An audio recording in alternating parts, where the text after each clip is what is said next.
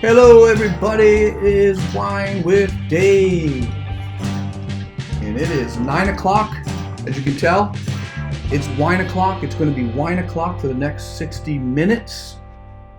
And I hope you're enjoying yourself. Boy, I've been missing having wine with Dave. It used to be 5 nights a week. And now it's 1 night a week. It's lonely in the summertime. Just a lonely time.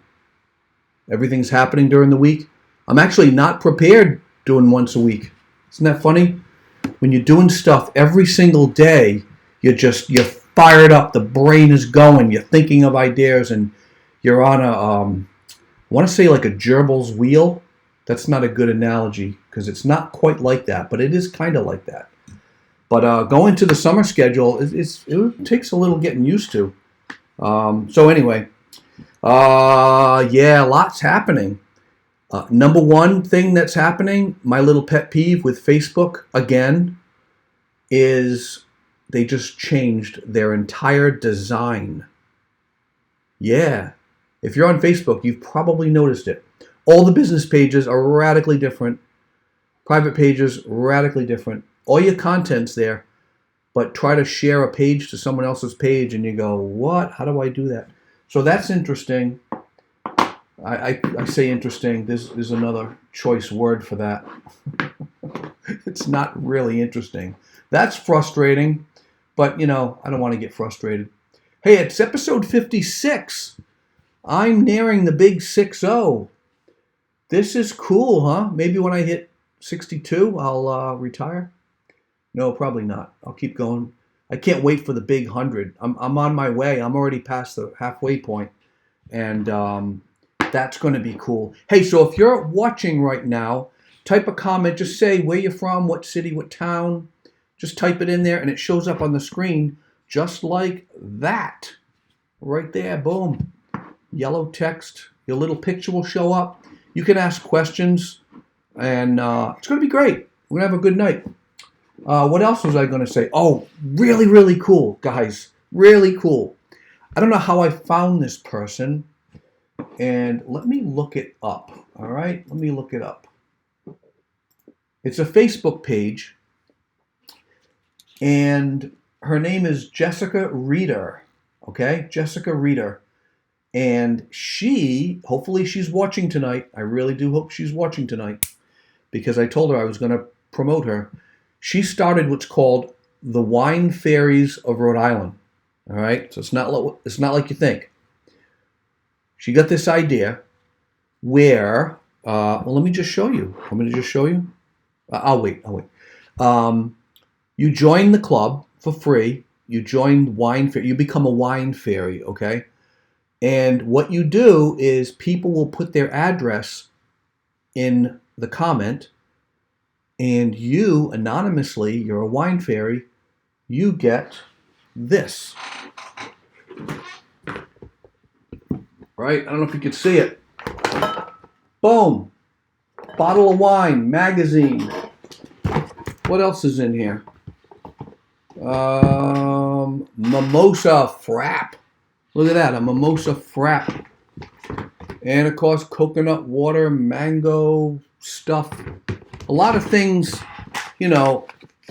for, guys, like lavender balls, right? So, it's a lot of things for women, but I figured I love wine. I've got a show, Wine with Dave. Why not, right? Why not join? I did. I put my address in. I was one of the first people to get dusted. It's called dusted. Fairy dust. When you get dusted, you have to take a picture of you in your box on your front step. Completely free. Completely free, folks. Boom. Completely free. Boom. Of course, I'm going to give back too. I'm going to be a fairy for a night, and I'm going to get the... Allan's smiling and smirking in the background. I'm going to be a fairy for the night and deliver my wine basket to someone who put in their address. So it's just kind of cool because you could be having a bad day and you open up the front door and there's a basket with wine and chocolates and they gave me Oreo cookies. It was crazy. Just you have to put what kind of wine you like. So I said Merlot chocolates. Really awesome. So go there. Go to Wine Fairies of Rhode Island. Look it up. They don't have a lot of people on it. It's only like 20 or 30 people in the group. And then also you leave a card. So you write something, and in the card you have to say to take a picture of yourself getting dusted. Okay? You get dusted. Isn't that cool, Vicky? Vicky's here. She's listening. Saw your Facebook post. You were so excited when you received it. I know. I get excited. And so I'm going to open my wine from my fairy wine mother. That's what they call them, fairy wine mothers. I already know what my name is going to be. I'm thinking, well, I got to pick a guy's name. So I'm like, Peter Pan. I'm like, all right, but I got to turn it into wine. So I thought, Pinot Pan. Oh, instead of Pinot Noir. So I am going to be Pinot Pan. So if anyone gets something from me and it says Pinot Pan, you'll know who it is. I shouldn't give that away. But anyway, got these for my birthday, guys. Check it out. Wine with Dave glasses. Hey. And the silver goes great with red wine because it shows up. So this glass of wine is from my fairy wine mother. I don't know who it is. Yeah, Wine Fairies of Rhode Island. Join it. I put it on Facebook. I said, they deliver the basket free. And someone said, oh, yeah, another liquor store does that. I'm like, no, they don't do that. They don't give you stuff for free. They might deliver for free. This is all free. And then in a week or so, maybe 2 weeks, I'll just return the favor to some other stranger, drive to their house, drop it off, and leave. Ooh, that's good. Thank you, Fairy Wine Mother. Really cool. I can see it being a woman's thing, but hey, I like wine. I don't know what to do with the lavender balls, though. I don't know. Maybe Allan. Maybe I'll give some to Allan Langer. Maybe he has some. He can find a story out of something. Yeah, like when you're holding lavender balls, don't give too many to people. It's too many ideas. You drop those. He had a story about bowling balls. Switch it over to lavender bath balls. Anyway, I'm not going to steal the thunder. I just wanted to share that. Facebook drove me nuts with their new changes. But the good news is I joined a Facebook group that's really cool, and I think you should too. So who's on tonight? Who's on tonight? I know Victoria Barroca. Fairy dust and lavender balls. Yes, I got dusted. Vicky says that's awesome. Yeah, so we got a bunch of people watching. Come on, leave your comments. Oh, if you're watching this live feed on a page other than Wine with Dave on Facebook, then that's great. You can leave comments, but it's not going to show up on screen. So please just leave where you are. Upper left corner, click on Wine with Dave, go to that page. It's the same show, still live, nothing changes. You'll probably miss 3 seconds of me, which is not a big loss, quite honestly. And just leave comments. All right, we're going to start with the next segment of Wine with Dave. It's 9:08. It is wine o'clock. Ready? You ready for this one? People love this. It's called Did You Know? Did you know? Did you know? Did you know? I'm not going to make it interactive tonight. I'm just going to shoot out the did you knows. Did you know that paper bags, those things? Paper bags can be worse for the environment than plastic bags. Look it up. Did you know that the fastest man in the world has scoliosis? Yep. I bet you didn't know that. Yep. Usain Bolt has scoliosis. Fastest man in the world. What are you doing with your life, huh? Makes you feel like a loser. Did you know in Ohio, this is really cool, DUI offenders must use yellow license plates. Look it up. Look up Ohio DUI. Not now. You're watching the show. Just jot it down. DUI Ohio plates. They're like golden yellow. You have to switch out your plates to put it on. Imagine following that car. Look, Mommy, you're drunk. Look, Mommy, a wine fairy. It's the fairy wine mother in front of us. That's embarrassing. That's kind of like the scarlet letter of the Rhode. The first ever documented feature film was made in Australia in 1906. First documentary. I love documentaries. Do you know that ancient Roman surgeons were trained to block out the screams of human pain? Good times. From 1937 to 1953, NBC's Today Show had a chimpanzee co-host named J. Fred Muggs.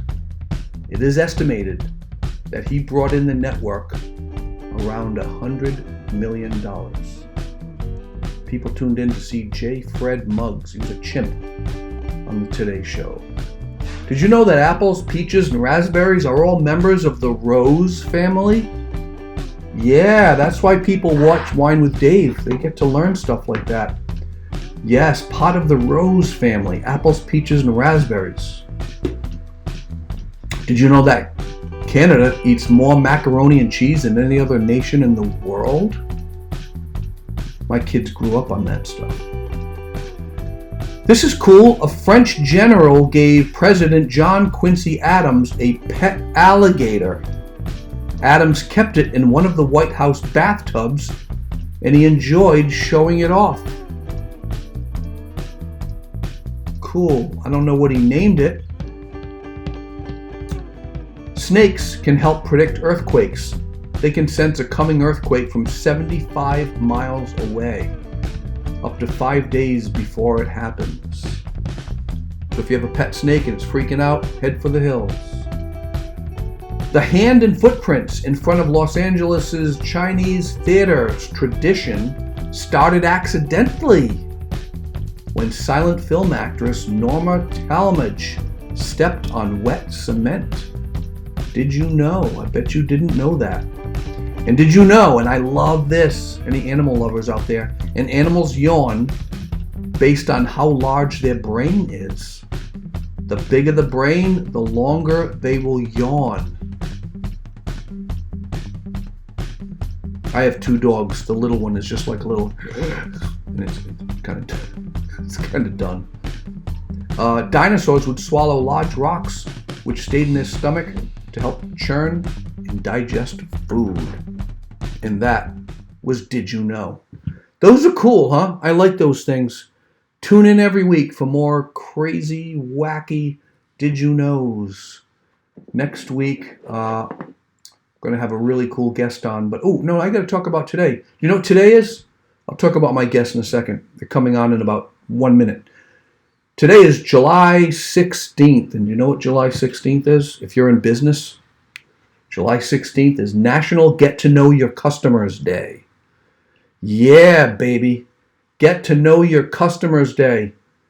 Which is kind of funny that they had to devote a day to that. Like, shouldn't you know your customer? If you don't know him, how did he buy from you, right? What, did you just sell him stuff? That's why Allan's on tonight. In honor of that, you can ask your customer questions. Find out what services and products they need. I was talking to somebody years ago that said the best way to get the most customers is interview your current customers and ask them, what was it about you that made them hire you? It will shock you and build on that. So that was kind of cool.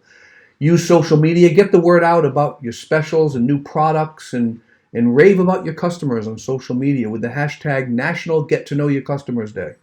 Well, it's 9:13, so it's a little late for that, but you can still do it if you have customers. Just have fun with it. It's great. National Get to Know Your Customers Day. All right, we're going to get right into this because I want to devote some serious time talking to this guy. I love my glass, my Wine with Dave glass. All right. Where are we at? I got 2 mice. I'm going to get 2 mice I'm working with. So next week, I've got all the way from Tennessee, restaurateur coach, Monty Silva. You're saying, what is a restaurateur coach? Well, a restaurateur is someone who owns a restaurant. He coaches restaurants in how to improve on their profits, get more people in the door, make people happier. Is make the word, I don't know, can you make someone happier or just appreciate them and then they are happy? I don't know. But he's going to be on. Really cool guy. Can't wait to interview him. He's going to be on next Thursday night. And I don't care what business you're in, just listen to some of these interviews that I have because you can apply some of their education to your own business. So looking forward to that. Tonight you're in for a treat though. You ready for this? Let me cue this sucker up. Not the guest. The guest isn't a sucker. I meant the next scene, which is a video. Not Allan's a sucker. But tonight's guest is Allan Langer. 27 years in sales, right? He knows what's going on. Certified Story Brand Guide. We're going to talk about Story Brand. His company is called the 7 Secret Center for Sales and Marketing. He's got a best-selling book on Amazon.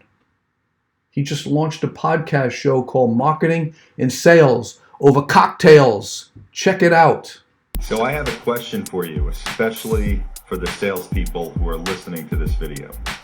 If you're in front of a customer and you discover through basic conversation that they actually don't need your product or service for whatever reason, they either need a repair or they are looking for something slightly different, whatever the reason is, we've all run into customers that actually don't really need our product or service. The question is, would you still try to sell it to them?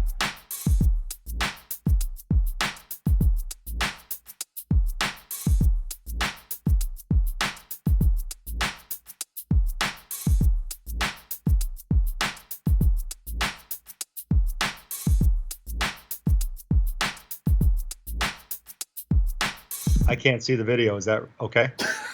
You're live, and that was the first words you said. I can't see the video. You got caught, my friend.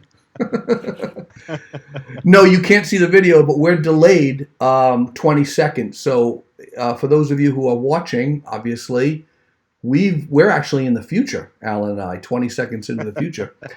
So yeah, Allan, you can't see it, but you can after it gets saved. How are you, my friend? I am doing very well, David. How are you? Thanks for having me on again. I really was looking forward to this. Yeah, you're a two-timer. You're the second two-timer I've had on the show. Yes. What do you think of Wine Fairies of Rhode Island? What's your thoughts on that? Well, I already wrote my name down. I think I'm going to be Captain Cab. How's that? Captain Cab. I love it. That's awesome. But I am going to check it out. Is it just a Facebook group or is it like on a website? No, it's not a website. It's just a Facebook group. It's a community, and it's growing quickly. She just launched it. I think Monday. Was it Monday? Oh wow. Okay. Sunday or Monday. Yeah. And if you join, you'll be considered a founding member. I think at this point, Facebook puts founding member under your name if you're within the first 50 followers or 35, I don't know. So yeah, I'm on there. Cool. It's really cool. So let me just read it really quick because you're a business guy. Hello all. We stole this idea from some of the other groups doing the same and thought must be great to bring Rhode Island. You must be 21 and up. Welcome local fairies. How does this work? Very simply. We are trying to spread joy and happiness to others in our communities. Basically, we are fairies spreading our pixie dust. You go to other homes, drop off wine and goodies. We call it dusting. When you are dusted, please post a pic as a way to thank your anonymous fairy. If you're interested in being dusted, leave your address, and you can read on. I'm not going to steal it away, but go there. They maintain social distancing guidelines. You don't even see the fairy. Like, I didn't even know when they showed up. They don't even tell you. They just show up. And then after you're dusted, you just like pay it forward and you become the fairy god. I become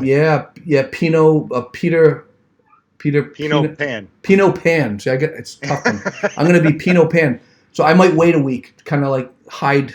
Pinot Pan and Captain Cab. Captain Watch out. Cab. I love that. Port. What would port be? Sauvignon. Peter Port.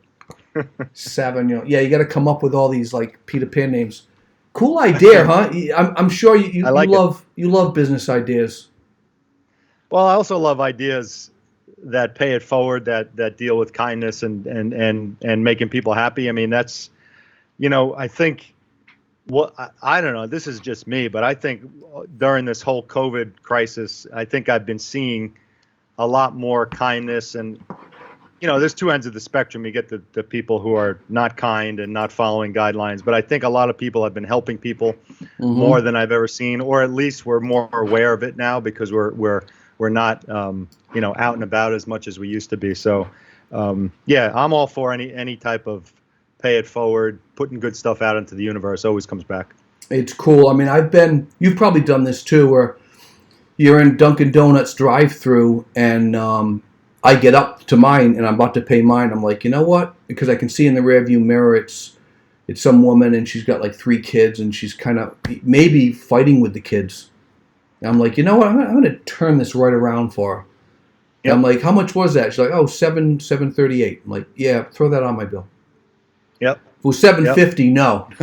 No, but whatever it was, you pay for it. It's like, it feels so great. So it cost me like maybe $15 for a drive-through at Dunkin', but I made someone's life that day. That's just such a cool thing. Totally cool thing. And when we get into it, I'll tell you a little customer service story, unless you want me to say it now, since we're talking about, drive-ups and everything. But I recently, I'm in East Greenwich, Rhode Island, and there was a new Starbucks that opened right toward the end of when they lifted the quarantine. So the only thing that was open at the time was the drive-through. And I'm a huge Starbucks geek. I know every Starbucks in the state. Yeah. And apparently they all know me. So anyway, I pull up with my truck and I'm parked out front. I'm sorry, I got my stuff and then I pulled out in front of the store to eat it because I didn't have to drive anywhere for a while. And I'm using their Wi-Fi.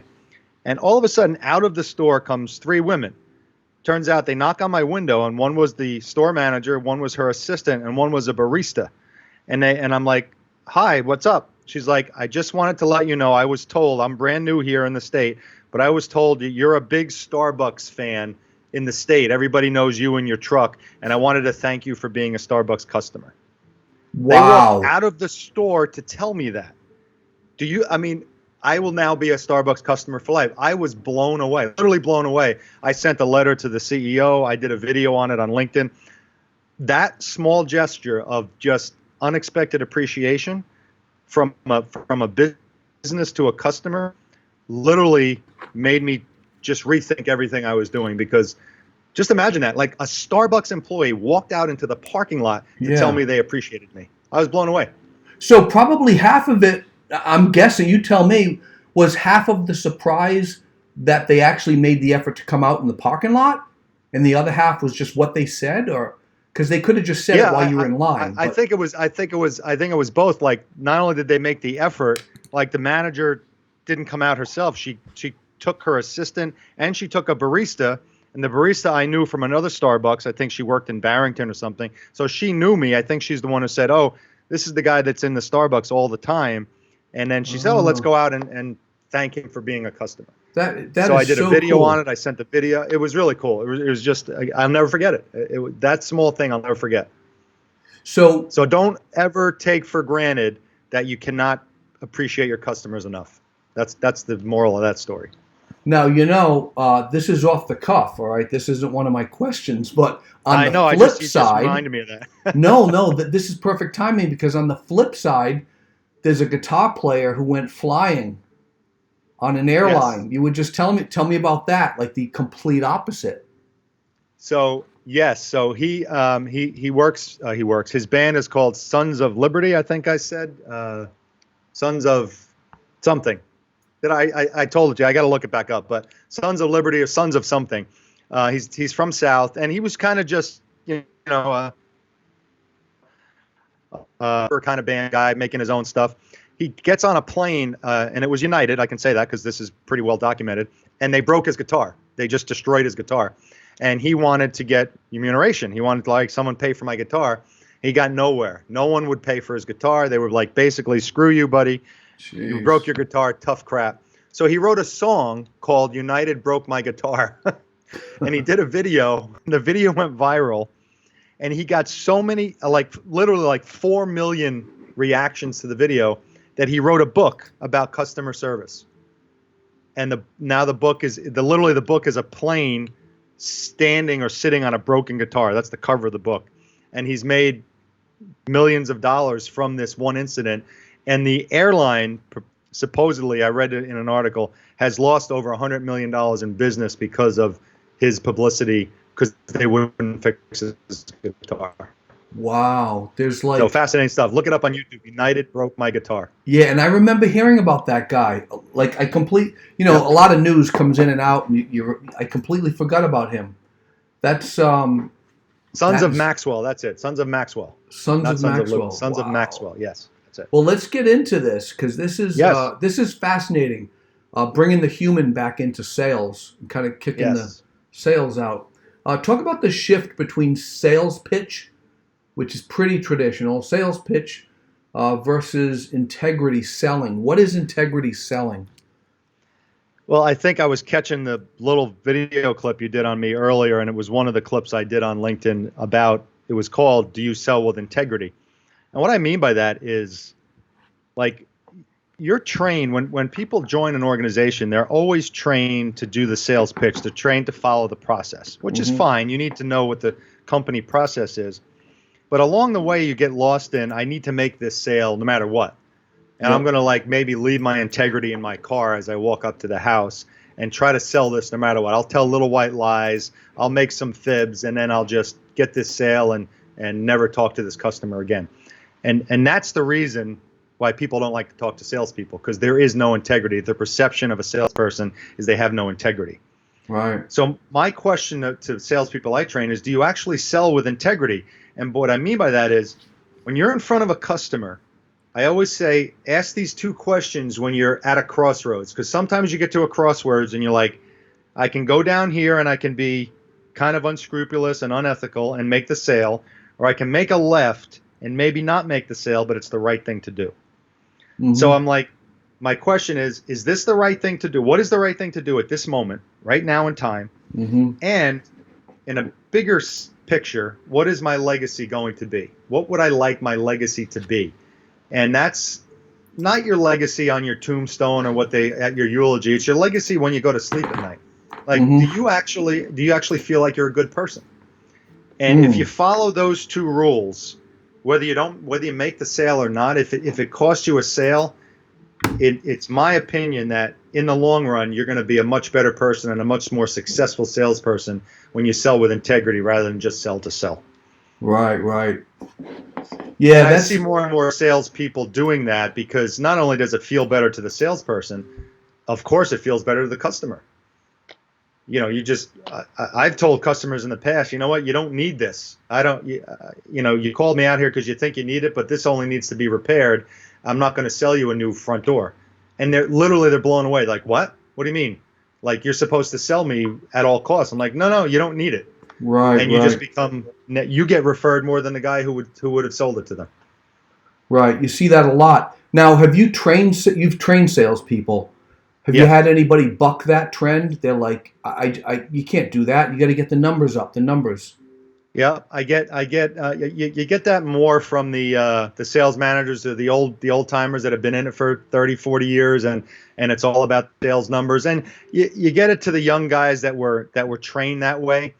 And it's kind of specific. It almost becomes specific to an industry like the timeshare industry or the car industry, where, how many times, I mean, most of us in the listening audience has at some point been in a timeshare presentation. That awful, terrible, come here for free. You get, free dinner, free this, free 4 days at the resort. You got to sit through this. And you eventually get the sales manager, the guy who has literally no ethics. No, he's Teflon. Whatever you say, he just keeps coming at you. And he's a robot. Yeah. And those are the guys that push back on this all the time. Like, you got to hit your numbers. It doesn't matter. And I'm like, it does matter, because if I feel like I'm being pressured to purchase something, and even if I buy it, I don't feel good about buying it, why would I ever refer you, or why would I ever feel good about this? And I don't know. I sleep better at night knowing that my customers feel good about doing business with me rather than, losing sleep over it. Right, but don't those guys do well because they're so aggressive in that way? But it's only short term, like you just said. They kind of cannibalize that system because they're plowing through so many customers. They're just cannibalizing it. Yeah, and I think those guys burn out quickly, because I think unless you're a sociopath and you have no emotions and no feelings, I think eventually that type of selling is going to get to you, because you're a human being, and if you just keep ripping people off or keep people just doing stuff that people don't like, I don't know. I think it's going to get to you. And you don't see these guys around for 30 years in the same business. You see them don't. 2 or 3 years, they're like a firecracker, then they finally fizzle out, and they realize, oh man, that was anyone I've ever talked to that was in that type of selling situation and is out of it always talks about how much they hated it. I've never seen someone say, I really missed that, I love it. Never happens. Right. That's the salesmen themselves hate it. That's crazy. Yeah. Now you did a little because they know deep down what they're doing is not right. Yeah. It's just not right. It's not being a human being. It's not incongruous. Is that the word? With who you really incongruous. are. You did this. Yes. You did this experiment in front of a coffee shop where you were asking people, salespeople. Can you talk about that? I think that's fascinating. Do you know what I'm referring to? Yeah. By the way, I'm having tequila tonight. I know you're having wine, but I'm having reposado tequila. So nice. So before I know this is wine with Dave, but I went to tequila. So before you answer that, let's do a virtual clink. Ready? It's got to be in your left hand. Left hand. My left hand. Yep. Okay. And you got the mic in the way, so I don't know. And you have to move it to your. That's it. It's in front of the mic. You have to move it to your right shoulder. Go this way. Right shoulder, and we'll meet in the middle. Okay. Ready? 3, Ready. 2, 1. How'd that do? That work? It wasn't the best one. I've had others that were better, but it's still okay. Yeah. So the first chapter of my book, the first sentence of my book is, I did an experiment, and when I was thinking about writing my book, I was always wondering, why is it that salespeople have such a tough time in front of customers? Why do we always start behind the 8 ball?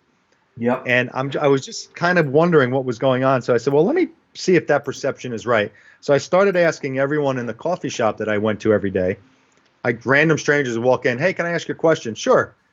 Do you like meeting with or talking with a salesperson? That was the same question. And I got to 278 people, and not one person said yes. Wow. So all 278 people said, nope, I don't never, ever want to talk to a salesperson. So that got me, that was the impetus for my book. I'm like, all right, this is a problem. People have to buy stuff. We all have to buy stuff. But we don't like to call the rep over to do it. Like, we'd rather go online and try to figure this out. Like, I'm just going to buy this stuff. I don't want to go to Best Buy. I don't want to go here. I don't want to talk to the sales guy. I mean, why do you think car sales have blown up online when you can design your car and walk into the shop with your car and say, this is what I want. Don't sell me anything. Right. This is the car I want, and this is the price that came up on the website. That's a defense mechanism by, I don't want to talk to you. So the years and years and decades of people getting beat over the head and lied to and ripped off and not told the truth to has come back to roost, because now salespeople are hated. They don't, they just don't know. People don't want to talk to them. So how do you become the salesperson that people actually want to talk to when they have to meet with one? When they have to meet with a designer for a kitchen or a bathroom or windows or doors or anything, you got to buy a mattress. Right. People are buying mattresses online. How crazy is that? You want to go lay on a mattress, but you're afraid to go to the mattress store because the sales guy's there, right? True. No, true. You just hate it. Absolutely. Yeah, it's true. You get to the front of the store and you're like, all right, stay back there. I'm going to try to pick something up here. Don't come talk to me. Just, I got it. I don't come talk to me, because you're afraid you're going to get ripped off by something he says or she says. And it's so bad. Let me cut you off really quick. There's one local place, I won't say the name, they have a little candy store in the middle of the store, way in the back. Just to get you in so you could have your candy to sit on the mattresses and the couches. Yep, and so they can come and talk to you. Yeah, so it's like you and I have spoken about this, about, we use the analogy of a website. We have too much stuff on your website. It's like when you walk into a department store and someone walks up to you right away and says, can I help you? You immediately, without even thinking, it's just knee-jerk. You're like, no, I'm just looking. You don't even know you're just looking. You don't know where your item is, but you're refusing help because you're afraid to be sold to. Mm-hmm. And it's crazy. It's a psychological phenomenon that has happened over the last century. That's what my book's about. Is like, all right, how do I become the salesperson that people actually like? You know what? I really like this guy. This guy listened to me. He's not the typical salesperson. That's the best compliment I can ever get. When I hear someone tell me, you know what, you're not the typical sales guy. I really enjoyed this. Yeah. It was not what I was expecting. They can't tell me anything better than that. And I know that I'm going to be referred and I'm going to be talked about for months and years because I'm the only one that they had that experience with. And that's great. That's what that book's about that you wrote. It's a paradigm shift from the traditional Yes. sell, sell, sell. There's so many numbers. A subset of that will buy, follow up with them, and sell, sell. It's not that way. It's just it's really customer centric in their needs, right? You're thinking of their needs first. It has to be now. Yeah, it has to be. Because if you're not customer centric, if you're number centric, you'll sell your share, but it's not a long play. It's not a long-term plan. You're going to eventually burn out because the successful salespeople build their clientele and then they get more clients from that clientele, and then you just become the referred salesperson. You're not digging for leads. You're not exploring and trying to send out email lists because you have this amazing foundation of customers that you've built that trust you, and they're going to refer you. End of story. And that's what comes. That's the long play. That's where you want to be.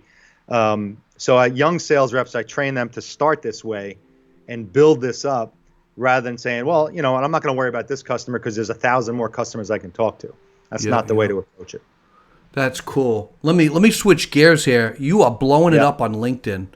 You are you're posting. You got some really good content. Definitely, if you're out there, I keep saying if you're out there, obviously you're out there listening.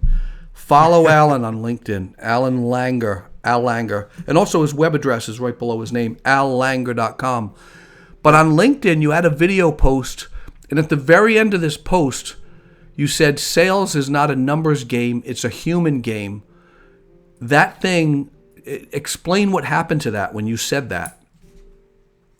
So I try to do at least 1 or 2 videos a week, and this video was a story I told. It's called a Starfish Story, and at the end of the story is about basically, again, if don't sell by your numbers. Don't worry, sales is not about numbers.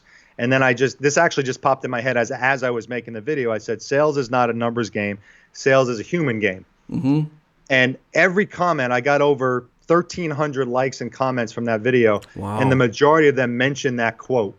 They were like, I love that. Sales is not a numbers game. Sales is a human game. So it really hit a nerve with people. Yeah. Because I think so many reps out there are trained to you got to make 100 calls a day. Just make those calls and you'll make enough sales. It's not about the calls. It's about the quality of the calls. It's about what you're doing. It's not about powering through all the calls. Anybody can make 100 calls a day. But how about making 25 and make 18 of them really good? Yeah. Right. It's like the same. I was coaching this guy who was he had to go door to door for one of those, what do you call it? Those disaster renovation companies. Mm-hmm. And his plan, his owners said to him, you need to visit 80 places, 80 customers a week. That's what you have to do. Submit 80 places that you knocked on their door. Not did you sell, not did you talk. It was just, we want to make sure you're seeing 80 places a week. It was just based on numbers.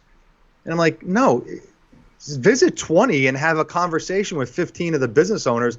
You're going to get much further along in that scenario than you are just dropping off a calendar at 80 different places. So that struck a nerve. I realized that was something that people really are trying to get to. They're like, it's almost like, yes, someone else believes this. Someone else. My boss doesn't believe this. My boss wants me to make 100 calls a week. I believe that it's not about the quantity, it's about the quality. So I love LinkedIn. I love when you do something, sometimes it falls flat and you get 20 likes, but then sometimes it blows up and goes viral, and you really find out what people are thinking about. Yeah, it shows that people are listening, but they're waiting for that nugget. It's kind of like you're in to the end. Like that nugget of truth. You're in LinkedIn, which is all salespeople. They're all salespeople, and it's kind of like the Trojan horse. That the Greeks delivered the Romans, I believe. They brought in the Trojan horse, and then they just unleashed and killed them. Well, not in a negative way, but you went into LinkedIn, which is all salesy people trained a certain way, and you just handed them this like nugget of a truth, and they're like, "I love it. That's exactly it." So that was really cool. Good on you for that one. Yeah, thank you. It was exciting because you also know people like it when they start sharing it, because you get a lot of likes and a lot of comments, but when someone actually shares your post, then you really know you've made it, because they're not afraid to share your post. Right. So it's cool. There you go. Speaking of share, if you're just watching this show for the first time, share this link to your own personal page. Yes, definitely do that. Because I want to be somebody.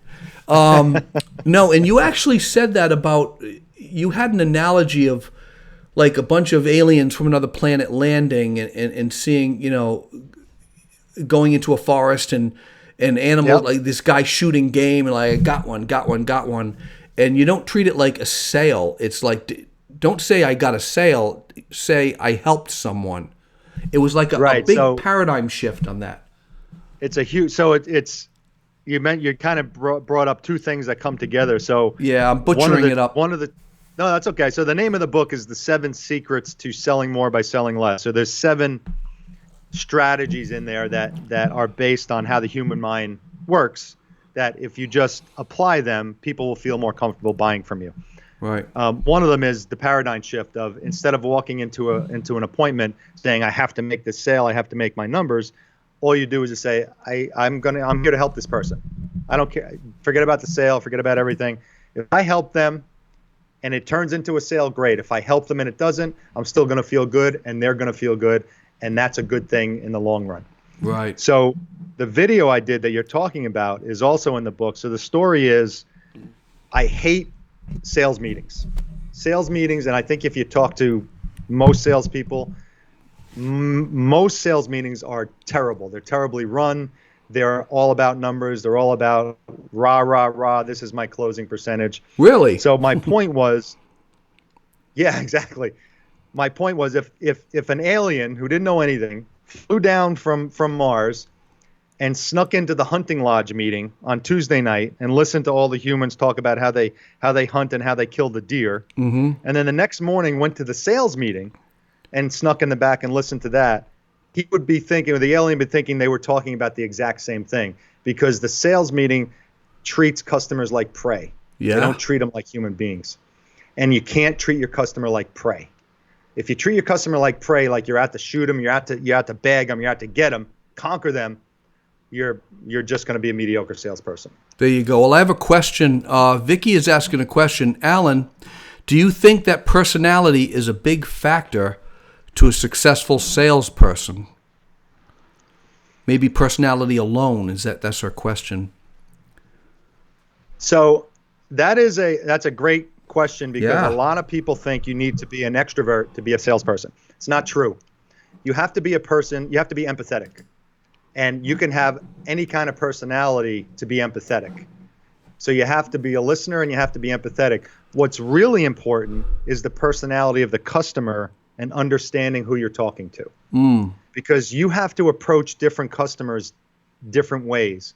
If you've got the analytical engineer in front of you, then you're going to clearly talk about the technical aspects of what you sell or what your product is.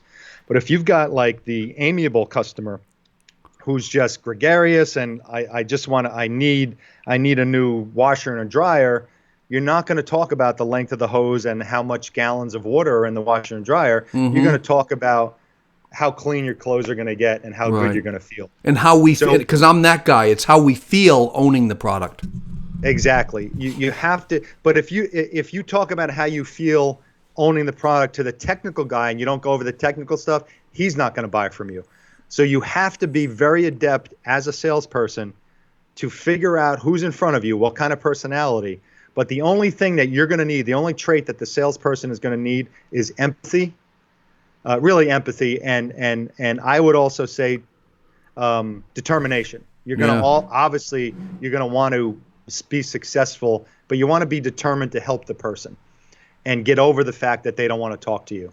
So you can be I've seen shy, introverted people walk into an appointment and just become this very calm, very empathetic salesperson that's not pushy at all, and they sell all day long. Over the guy who's in your face and he's all excited and he's like rah rah rah, and you're like whoa, and he doesn't sell anything. Hopefully that answers Vicky's question. Yeah, and that's a great question. I mean, I remember a guy from the old school, and he said, you got to do ABC, Dave, ABC. Well, actually, it's ABS. It's always be selling, always be selling. And I'm like, oh, I even knew back then that's just not right. If you always be selling, it's kind of like saying, I'm going in the woods to catch a deer. I got to always be shooting. Well, yeah, but to your point, right? Always be shooting. I mean, the famous Glenn Ross movie with what's his name, who did the Alex Baldwin, who did that famous scene where it's ABC, always be closing, always be closing. He's screaming at closing, him. Closing. You know, it's that kind of thought process from the 50s and the 60s is gone. I mean, the people that still do that still are concentrating so much on just the sale are again, it could be short-term success, but it's not going to be long-term success. And you see it a lot, like when new reps are onboarded and they go through the training and they get out there and they're excited, and they usually have 1 or 2 or 3 weeks of success because they're showing this type of enthusiasm, and they're really trying to close people. But then it never lasts, because then it becomes fake. It's just it always wears out. Whereas the empathetic, genuine person who understands the customer's problem and is there to solve it will always do better than that person in the long run. Yeah, always. That's cool. So Vicky just said yes. Thank you, Allan. That's cool. And is that Vicky Barocca from our Yeah, group? Absolutely. And she said, is that something that can be taught? Meaning your personality is a big factor. You know, do you think personality is a big factor? She said, is that something that can be taught? So I think, to your point, it's not so much your personality as a salesperson. It's understanding the consumer's personality. Yes, it's a combination of spending a few minutes trying to figure out what personality is in front of you. Yep.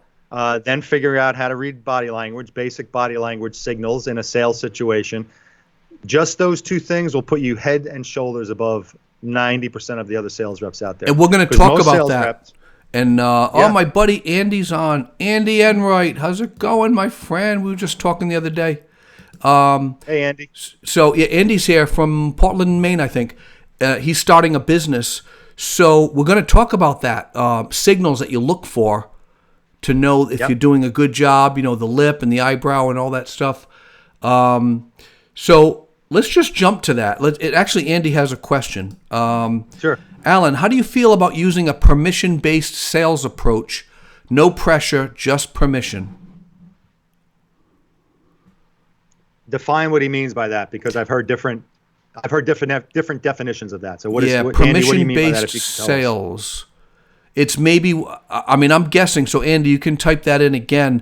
I'm guessing what you mean, and you can type me if I'm wrong, is the salesman who goes up and says, like, say I'm selling to you, Allan, do you mind if I just ask you a few questions just to clarify? It's kind of like I'm asking permission. Can I dig deep into your thought process? Do you mind if I do that? It's kind of a psychological game, but I don't know if that's what he means. He's going to type it up, I'm sure, right now. Okay. I mean, obviously, you're always going to want to ask questions, but the questions can't come across as a survey. Mm-hmm. Like, I did some sales training at this company recently, and they were showing me their process, and they had all their reps walk in literally with a survey, a 25-question survey on a clipboard. And they sat there, they walk in, the first thing they're doing is, okay, Dave, how long you been here? And they're filling out the survey like a nurse in a doctor's office. And I'm like, are you kidding me? Like, you're putting off the customer from Jump Street. Like, they're like, what is, you know, like, I'm under the surgeon's knife already. Mm-hmm. Why are you taking all this information? Just have a conversation, ask questions naturally. You can't be filling out a survey in front of someone. So did Andy clarify what he meant? No, he didn't type it yet, but I do know that it might be safe for me to say what he's doing. I know he's starting a new practice online, of course, because we're all in this pandemic. He's going to be a health coach, so he's going to be doing a lot of Zoom calls. That's all I know. I got to get to know more. But can you talk about that? Picking up on visual cues when you have a possible prospect in front of you on Zoom. Yeah. So I mean, to finish up on what you said with Andy's point, hopefully we're answering his question. Is yes, you have to ask questions, and the questions have to be genuine. You know, like, is it okay if I show you this? Would you mind? I always used to start my sales presentations by saying, listen, I'm not here to give you a whole sales dog and pony show. What would you like me to do today? And most people are like, oh my God, holy crap. You're like asking me that question? Because they're ready for the sales pitch. So if you kind of just diffuse that, take the walls down right away by putting it in their court, that's a good way to do that. And then from a Zoom standpoint, you're right. The whole world is turned upside down because I have a whole chapter in my book about watching body language, and a huge portion of body language is watching the feet and legs. Well, can't see the feet and legs anymore. Yeah. You know, you're looking at basically shoulders up. It's much more difficult to figure out what a person is thinking and doing when you're just looking at their face. However, what I've learned on Zoom, and I've been really paying attention to this, is watching the eyes and watching what they're doing with their hands. Like, you can tell if they're trying to sneak on their phone, or you can tell if they're really not paying attention to you. If that's the case, if they're doing something else, or you can see that they might be doing something else, you're off the track. You're not keeping their attention. You started talking about yourself, or you certainly started talking about yourself. That's something that they're not interested in. Mm-hmm. So the one thing on Zoom that you can really pay attention to that didn't happen in person is people feel like they can kind of hide the fact that they're not paying attention a little more than they could in person. But you can see that. Yeah. Like you were saying about the feet. How do you tell if someone's not interested by their feet? So basically, once you start getting in front of people, the human body, from accuracy and body language, is more accurate going down to the feet. So least accurate up by the face, most accurate at the feet. And the reason being is the limbic brain is in charge of your body language. The limbic brain is the part of the brain that you can't control. It's your natural reaction. Okay? Quite often, though, if you feel something, you can manipulate your face. You can make your eyes, you can do a fake smile, you can raise your eyebrows when you're not really supposed to. You kind of do these fake things. Yeah. And if the person in front of you can't tell it's fake, then you're misreading that person. But the feet and the legs will never lie because you're not thinking about them ever. So let's say I'm talking to you, Dave, and we're standing, and I'm talking to you about buying a new copy machine. And I start talking about the copies per minute and the color pages and everything, and you don't care about any of that stuff because you're an amiable customer and you could care less about technical stuff. Your feet will start to drift or turn toward the door automatically because you want to get out of there limbically. Wow. So I would notice, oh crap, this customer is not a technical customer. I need to start talking about my daughter who used the copy machine for her Girl Scout cookies. And then you'll see, I've seen it, you'll see the feet come back toward you because now they're interested in you. So it's not really lying to get the customer to be part of the conversation. It's just using these tools to get them you're trying to sell to them, or not sell to them, right? You're trying to explain what this product or service is so if it's perfect for them, then they will buy it. But if you're talking technical and they're more emotional and they're losing you, you're using a tool to go, oh, I'm losing them, let me pull them back. So I think some people might think, well, we're kind of playing a trick here on people. But it's not really a trick, right? I get that question every now and then because it's not playing a trick. You're using the human body, the human brain. So you're figuring out ways to make the customer feel comfortable. And here's how I answered that question, or here's how I answered that little objection, like, oh, I feel like I'm being a little unethical. If you firmly believe that your product or service is going to make your customer's life better, that it's going to solve their problem, then you need to figure out a way to sell it to them where they're comfortable buying it and they love you. There you go, because you know that, yeah. Yeah, because if you use the technique like, wow, I noticed their feet, they're not paying attention to me, I got to fix that, and now that makes them, oh yeah, I really like this guy, I like the copy machine, simply because I told a story about the copy machine, you know that copy machine is going to make his life better. Everybody wins. You make the sale, the customer's thrilled, and he gets a great product. So that's how you got to think about it. If you don't believe in what you're selling, then obviously that's a completely different thing. Problems. So Andy, he did type in here. He says, while moving through a sales call, always ask them if it's okay for me to ask a personal question. Ask for permission to go deeper. So I was right in thinking that. He goes, sorry, I'm a slow typer. That's all right. Then he says, it gives them a sense of control and comfort so they don't feel manipulated. It also opens up communication. So it's kind of permission sales, which is that's a sensitive way to approach a customer, right? Yeah, you can definitely do that, again, at the risk of sounding salesy. If it comes across genuine, like if you're a personal trainer, and you say to me, "Can I ask you a personal question about your diet or something?" I'm going to say, "Yeah, this guy's really interested in me." If I'm selling copy machines and I say, "Can I ask you a personal question?" You're going to be like, "Oh, why do you need to ask me a personal question?" So you got to be careful on what you're doing with that, because again, you can't be like just reading off the same questions to different customers. So I would say yes, in his situation, you're going to ask permission to ask certain questions, but just make sure the questions are completely in congruence with what you're selling and what you need to know the answer for. So, for instance, health coach, you kind of would be asking some personal questions there. Right. But what what if the prospect is very technical and not into like, hey, I feel gross because I'm overweight and blah, blah, blah, blah, and they're not into that? So asking a personal question to that person, it may put them off a little, right? Well, if you have a conversation before you ask the personal question, maybe you'll know that. But sometimes asking permission for a question will give you an answer to another question, like, all right, I should not go down this path with this person because he really bristled at that permission question. Should I ask him a personal question? But again, if you're a health coach, you're going to need to know personal information about his diet, his exercise, routine, and stuff like that. If he's a technical person, then you're going to go over the technical details of what your plan is for this person. Right. But if they're not technical, and again, it's only like 4% of the population is technical. The majority of people are emotional. They want pictures and they want stories. That's about 80% of the people you're going to be in front of. So you got an 8 out of 10 chance if you tell stories, if you're empathetic, and you sell with enthusiasm without being salesy, you'll have a much better chance rather than the person just follows a sales pitch.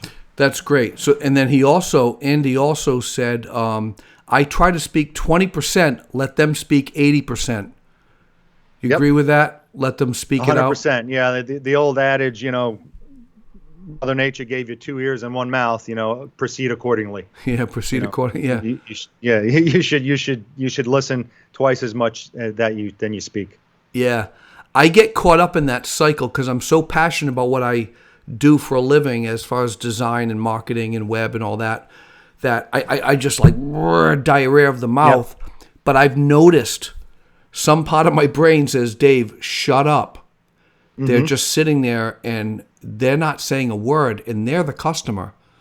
And I feel I almost get beads of sweat like, oh my gosh, what did I just do? So I shut right up.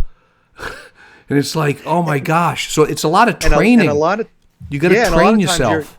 You're speaking and you're in the industry. You've been in marketing for however many decades. So you're probably talking inside language, number one. You're saying stuff that the customer doesn't understand.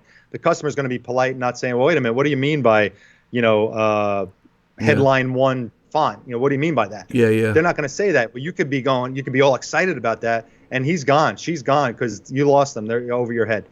Let me give you a story example. Do we have time? Yeah, we got time. It's getting late. Okay.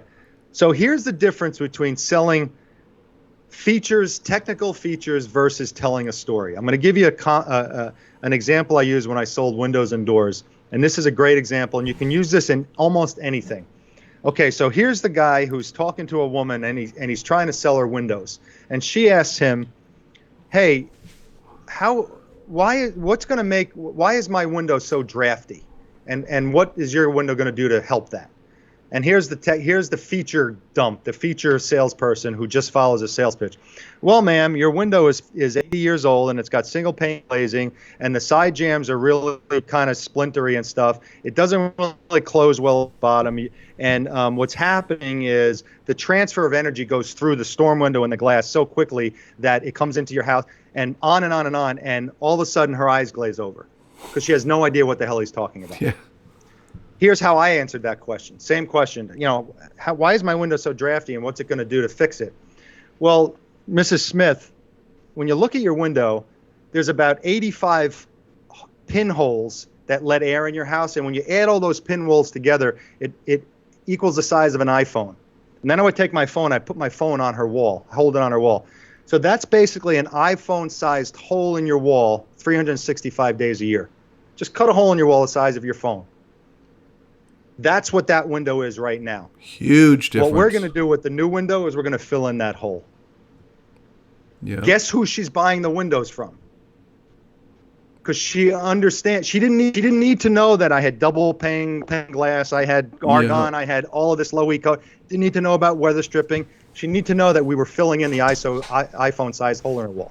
That's the difference between a feature technical story that only an engineer is going to buy, as opposed to the 80% of the customers who want to hear a story and an analogy or a metaphor on what's going to make their house warmer. That's cool. So it really is that breakdown, huh? It's most people are like visual and they just want to know the solution there. Yeah. I mean, the same thing.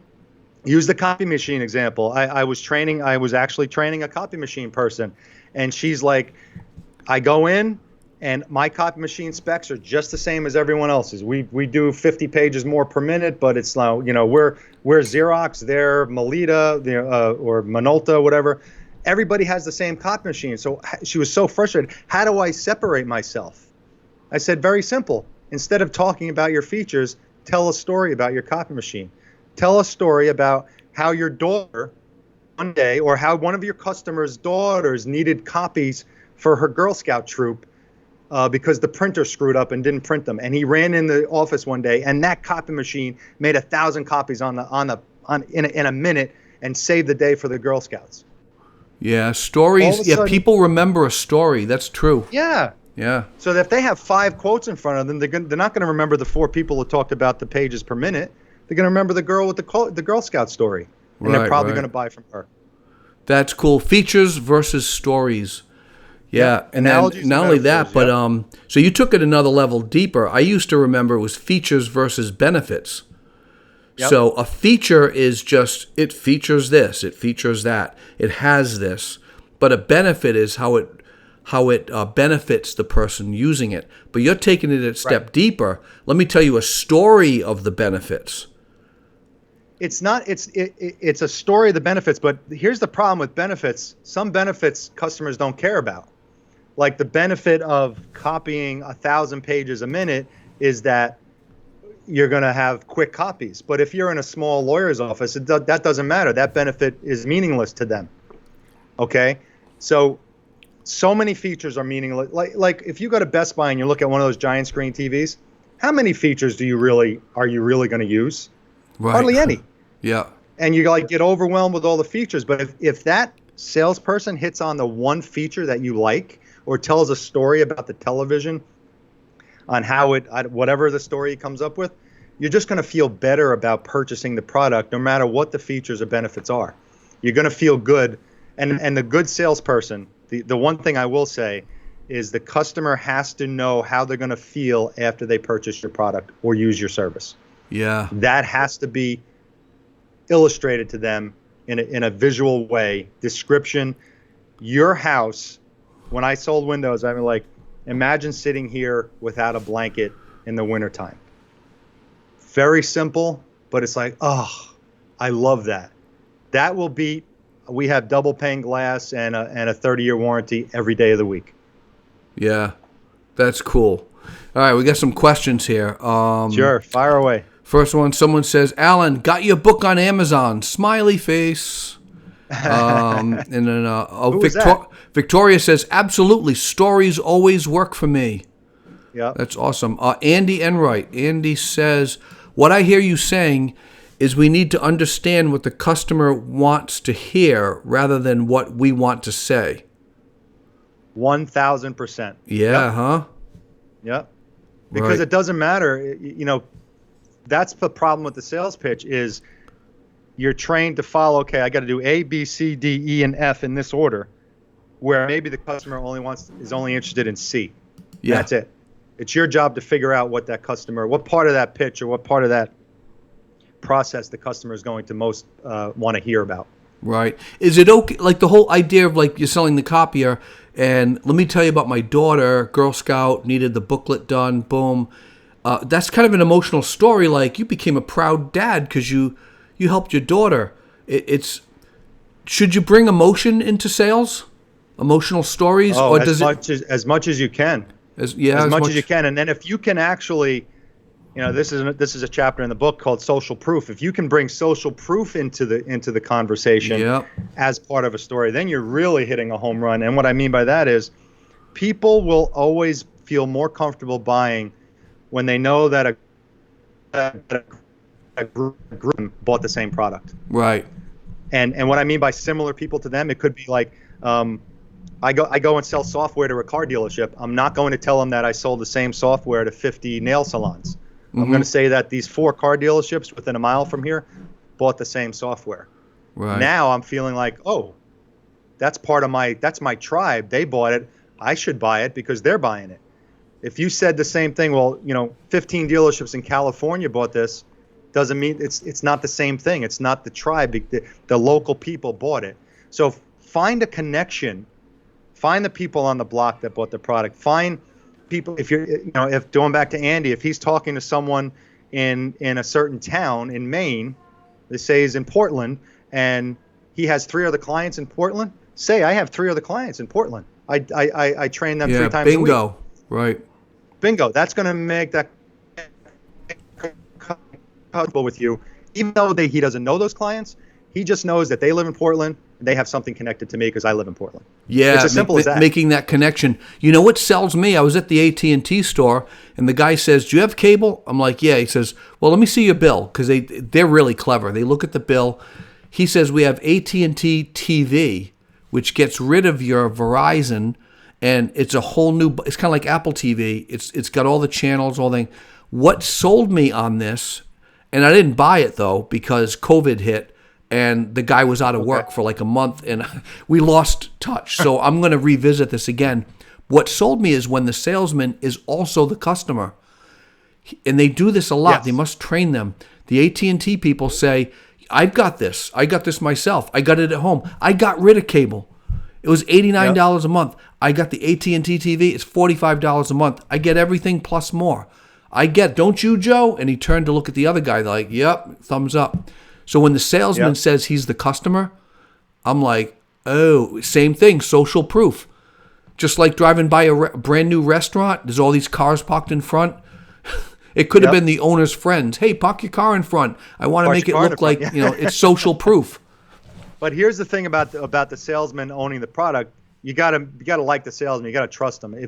If you were feeling like that guy was a little shady or a little kind of sleazy, it wouldn't have had as much effect on you. So he did a good job kind of, being empathetic to you and understanding your wants and needs, and you liked him.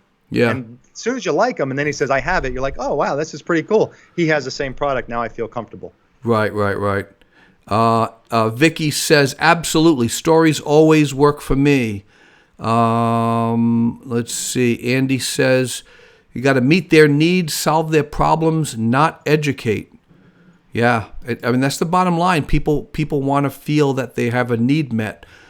People connect to stories because they are themselves in them. Yeah, about the hero. Talk about that. Who's the hero of the story? The biggest misconception in sales. Every salesperson talk about thinks this. that they're the hero. Yep. The customer is the hero. You are the guide to get them to win the day. So if you take this as an actual story analogy, okay? In every story for centuries, there's you're getting through that bottle of wine, huh?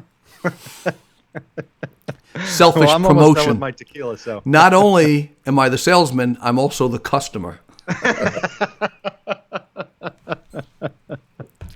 Sorry. So go ahead. So the analogy of the hero and the guide. Not the analogy, but the pillars of a story, the 7 pillars of a story. And I know you saw, I did a presentation on this that you saw. The mistake is companies and salespeople think, I'm the hero, I'm going to save the day. I'm going to save you. The customer doesn't need to be saved. The customer needs to be guided to their solution, or they need to be guided to a solution to solve their problem. You're the guide. Every good movie you see, the hero is not the main character is not the hero is not the person who solves his problem. The guide is. So like in Karate Kid, you know, Mr. Miyagi was the guide. Ralph Macchio was the hero. Even though he was the main character, he was the hero. The guide was Mr. Miyagi. The same thing with Yoda in Star Wars. You know, Luke Skywalker's the hero, but Yoda's the guide.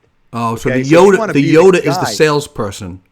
Yoda is the salesperson guiding the person to the solution or to solve their problem. So if you have a website, if you have marketing materials and you position yourself as the hero, you're not going to get as many customers as if you position yourself as the person that's going to help the customer, the hero, get through their problem or solve their problem. That is so cool. So be the Yoda, not the Luke Skywalker, pounding your chest like hero, a gorilla. Not the guide. Yep. And that's another paradigm shift, because so many people think you see so many sales or websites or marketing that's like, we can save this and we can save that. It's not about you. What you do is going to help the customer, but it's about the customer. You have to lead with, this is the problem we solve. This is not like, we're the best company in the world. We've been doing this for 25 years. We have 17 awards. I don't care. Can you fix the flood in my basement? Yeah. That's what I want to know. I don't care if you won 16 plumbing awards. If I open the website and it says, I can fix the flood in your basement, I'm hiring you because you told me what you can do. Yeah. You can guide me to success. Right. So like Yoda in that story, Yoda is the voice of reason, which just kept, it was like a red line that went through Luke Skywalker's brain through the whole story. I mean, he just kept referring back to Yoda, and it's almost like that's the good salesman, correct? They're just correct. Saying, here's the voice of reason. You should buy this because you need this, and it's what, I don't know, balances the force out. Well, I mean, every customer you're going to be contacted, hopefully, because the customer has a problem to solve. Yep. That's where it all starts. You don't have a story without a problem. Okay, there's no story without a conflict.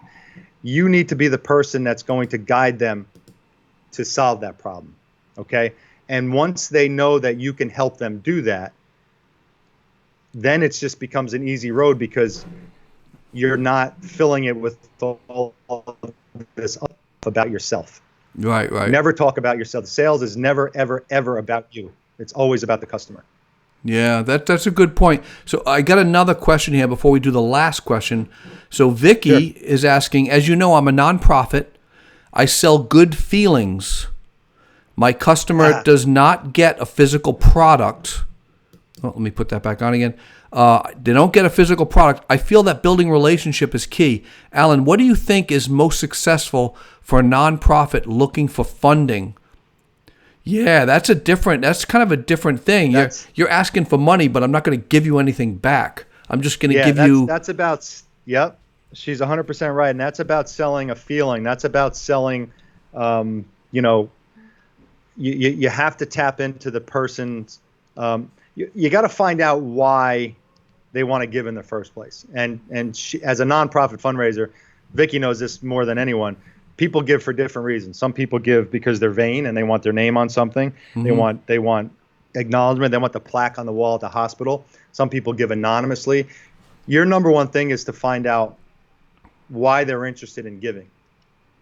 Many of them, if it's like, a cancer nonprofit, they have probably had a family member who died of cancer, so they want to get involved some way.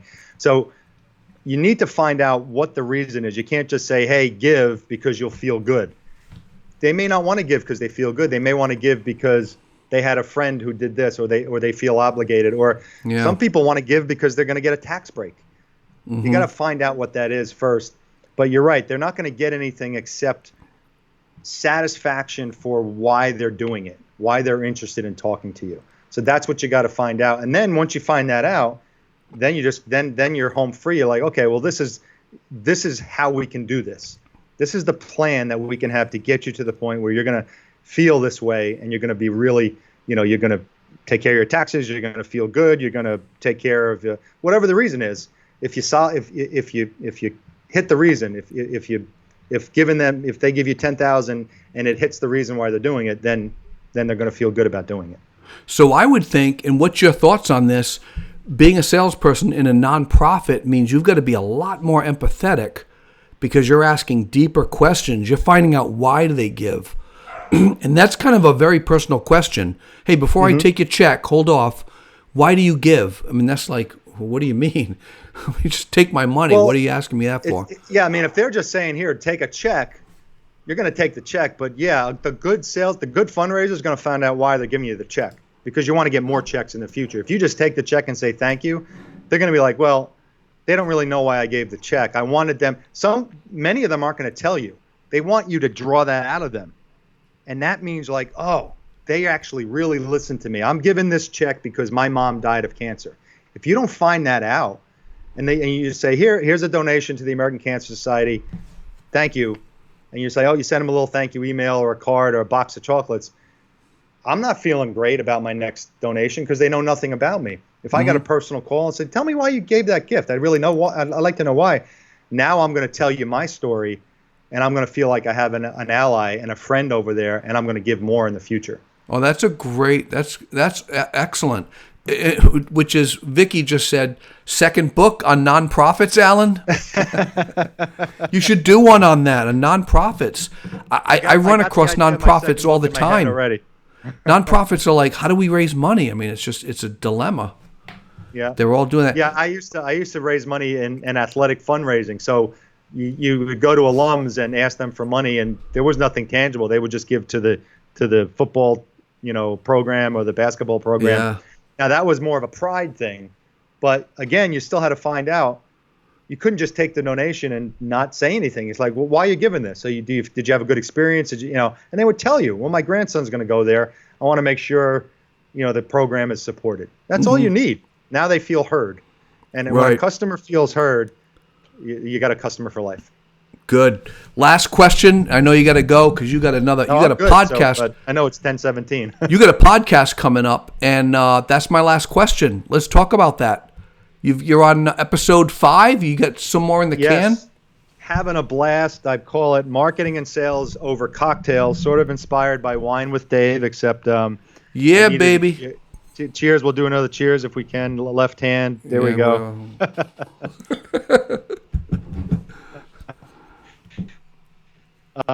So what I wanted to do, though, the concept was it to be more of a conversational like this, not like canned questions, not the same marketing stuff over and over again. And I really go out and I try to find these great guests who just know a lot of crap, a lot of stuff. And we talk about marketing, we talk about sales, but we also talk about, specific things, other things, how you can do well on LinkedIn. I've got a woman coming up in a couple of weeks. She's going to tell you, this is great. She's going to tell women how to actually buy cars without feeling intimidated. I thought that was fascinating. Wow. Like that, what a great topic. That's what she does. Man. That's her niche. So stuff like that, I really make it interesting. I'm having a blast. I dropped my 5th episode this past yesterday, and there's other 7 already recorded, and I've got another 5 or 6 scheduled to re-record. So I'm just going to keep going. It's a lot of fun. Oh man, you're catching up to me. It's on every podcast you can find. There you go. Yes, Spreaker and iTunes and all that. So follow Allan. Go to a few things. allanger.com. Right below his name, you can see that. Check out his website. He's got a whole new website homepage, which, by the way, looks great. You get right to the point. This is what I do. And also follow him on LinkedIn. He's on LinkedIn. Just type in Allan Langer, and it's Allan Langer, and you'll find me. Yep. And also your podcast is videotaped, so it's also Yes. on LinkedIn, right? Every podcast is there as well. No, so what I do on LinkedIn is I put a teaser up for the podcast, and then I have a link right. to the YouTube channel, and then you can watch the whole thing on the YouTube channel. That's right. I was catching that. Like it was like a little brief 20-second like highlight. That's cool that you do that. Yeah, I'm learning all this video editing, and I'm getting better at it. So I can kind of take these half-hour, 30-minute podcasts, take a clip out of it. I could put some special effects, and I make like a minute clip, and it's like a teaser to get people to go and listen to the podcast. It's been pretty effective. Man, that's great. I'm so glad that people are doing this. I mean, I'm in this space now, and you are, and people are jumping on board. This is amazing. So, And you're going to be on my podcast, so don't forget that. Yeah, what day? You gotta let me know so I don't forget. I will let you know. We'll schedule that, definitely. We'll find a day. Allan, thank you so much for coming on Wine with Dave. I got to get you a glass. My pleasure. I got to get There it is. My pleasure. My tequila is just about done. Good is timing. It? What kind of tequila is it? This is really good stuff. It's called Milagro Reposado. The Milagro Bean War. Good movie. You should see that. Milagro. Really good. I haven't tried that. I have not tried that. Andy says, Allan, thanks for your wisdom. I'll be stalking you online. Wish you the best. And Andy, thank you so much for watching, man. Andy, if you want to reach out on LinkedIn and connect, and if you want to have a conversation, reach out. I love chatting with people, so no problem at all.